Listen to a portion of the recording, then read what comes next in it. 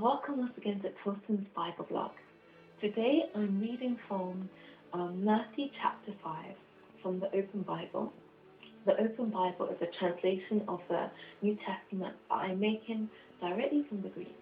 And it's called the Open Bible because it is designed for anyone to be able to use as freely as they wish to make their own video recordings, to make audio recordings, to post whole books of the New Testament if they wish, and a full set of videos for every chapter in the Gospel of Matthew are available on Tilton's Bible Blog.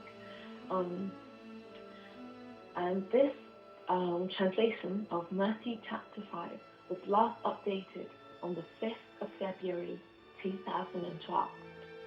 Matthew chapter 5. Seeing the large crowds of people, he went up onto a mountain. He sat down, and then his disciples came to him. Then he opened his mouth, and he taught them, saying, "Blessed are people who are poor in spirit, for the kingdom of God belongs to them. Blessed are people who mourn, for they shall be comforted. Blessed are meek people, for they shall inherit the earth. Blessed are people who hunger and thirst for righteousness, for they shall be filled. Blessed are merciful people, for they too will be shown mercy. Blessed are people who have pure hearts, for they will see God. Blessed are people who make peace, for they will be called the children of God.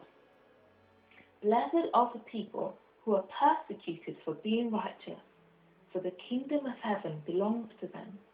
Blessed are you when people reject you and persecute you and tell all kinds of evil lies against you for my sake.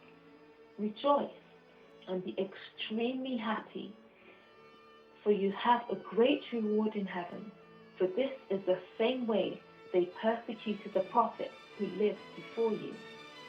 You are the salt of the earth. If the salt loses its saltiness, how shall it be made salty again? It is then not useful for anything but to be thrown outside and trampled under people's feet. You are the light of the world. A city that is set on a hill cannot be hidden. And no one lights a candle and places it under a basket of grain. Rather, they put it on a candlestick, so that it may give light to all who are in that house. Let your light shine so brightly to men that they may see your noble deeds and glorify your Father who is in heaven. Do not think that I have come to destroy the teachings of the law or the prophets. I have not come to destroy these, but to fulfill them. I tell you the truth. Until heaven and the earth are removed, the law will not be amended, even by a single dot or stroke, until all of it is fulfilled. Therefore, whoever breaks even the smallest of these commandments and teaches others to do the same, he shall be called the least person in the kingdom of heaven. Whoever, however, obeys these commandments and teaches them, he shall be called great in the kingdom of heaven. I tell you that unless your righteousness is greater than the righteousness of the scribes and Pharisees, you will not at all enter the kingdom of heaven. You have heard that it was said by people who lived long ago, "You must not kill, and whoever kills will be in danger of judgment."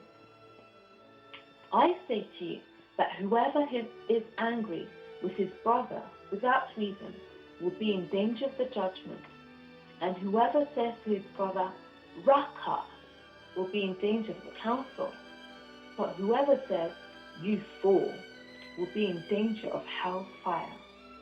Therefore, if you bring your gift to the altar, and you remember when you are there that your brother has anything against you, leave your gift there before the altar and get going.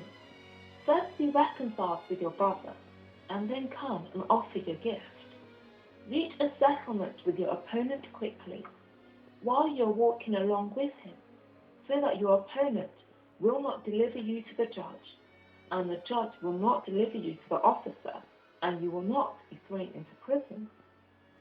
I tell you the truth, you will not get out of there at all until you have paid the very last penny. You have heard that it was said, you must not commit adultery. I tell you, however, that whoever has looked at a woman to lust after her has already committed adultery with her in his heart.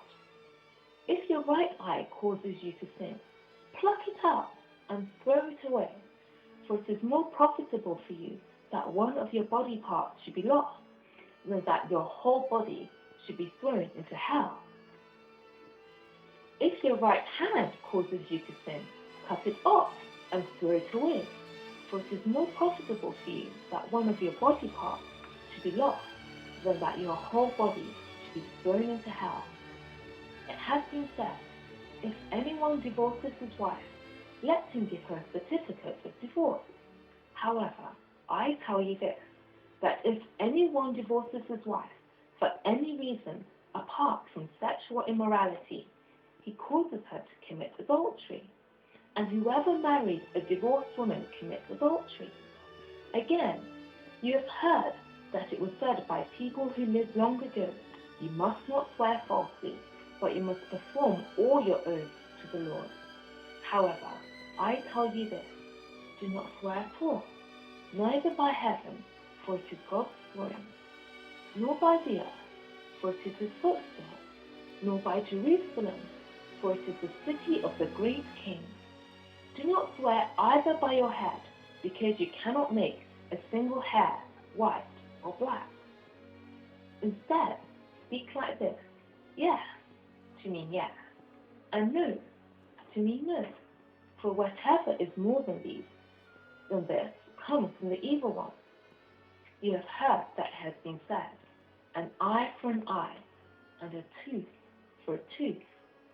However, I tell you that you should not resist evil, but if anyone strikes you on your right cheek, turn the other cheek to him also. If anyone wants to sue you in court and to take away your shirt, let him have your coat also. If anyone forces you to accompany him 1 mile, go the 2nd mile with him also. Give to any man who asks you, and do not turn away from any man that wants to borrow from you. You have heard that it has been said, you must love your neighbor and hate your enemy.